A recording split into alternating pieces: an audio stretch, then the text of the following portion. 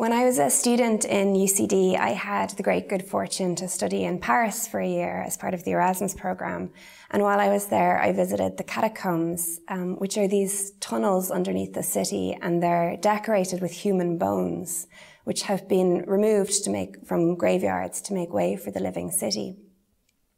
And it's a place that makes manifest the question about human making, about art and poetry, which is whether it simply exists for its own sake in this cave of itself, or whether it actually holds up the whole edifice.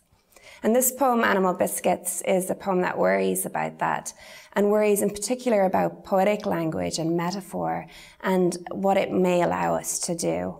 So it's called Animal Biscuits. In the photograph, you flaunt all your teeth to signal you are not grown unwholesome by the violence you do in the photograph. You are hazing an Iraqi, working towards the Führer, behaving as animals, violently absent from your own photograph.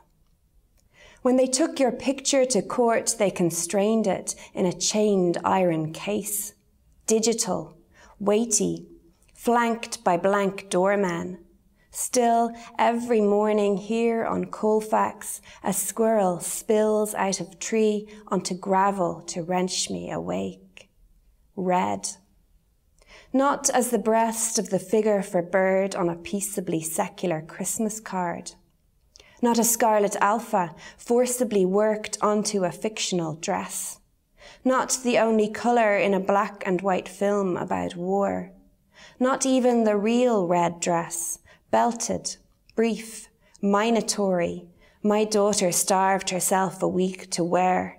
Not stripes, not love, not blood, a squirrel will always dance clear.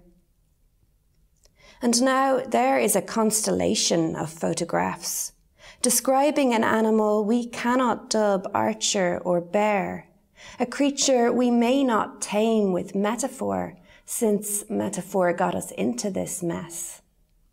But Alice is baking biscuits. She has eyes like animals. Her hands do not shake. Biscuits with nuts in, biscuits with butter, each careful measure of what Alice adds.